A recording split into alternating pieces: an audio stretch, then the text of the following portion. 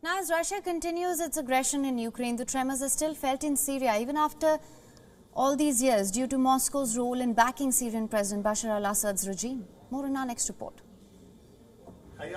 Abu Ahmad is a Syrian rebel fighter.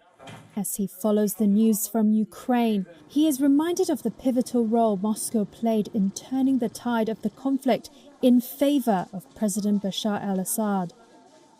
Ahmad and his group held out for years against government forces in eastern Ghouta until Russian air power came to Assad's aid in 2015. The aggressive Russian campaign that was held against us has tipped the scales in favor of the enemy. They followed a scorched-the-earth policy. Eastern Ghouta, on the outskirts of Damascus, suffered the longest-running siege in modern history, more than 5 years before succumbing in 2018 to a Russian-backed offensive.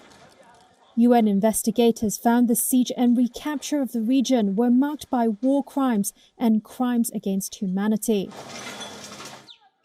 Ahmad left eastern Ghouta and ended up in Tadef, along with tens of thousands of other Syrians, when it fell to government forces, leaving through a safe corridor to the rebel-held north instead of risking life back under Assad's rule. Such corridors were a feature of the war as Assad's opponents stream out of defeated enclaves all over Syria.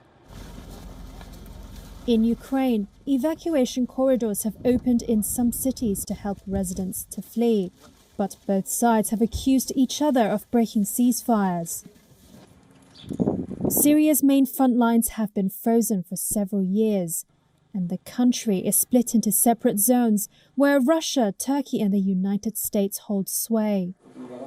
Though Tadef is mostly calm these days, the aftermath of war can be seen everywhere.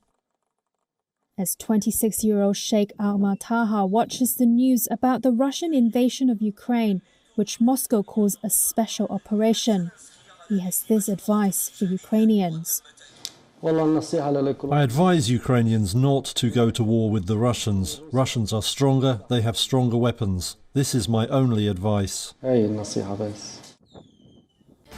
is now available in your country. Download the app now. Get all the news on the move.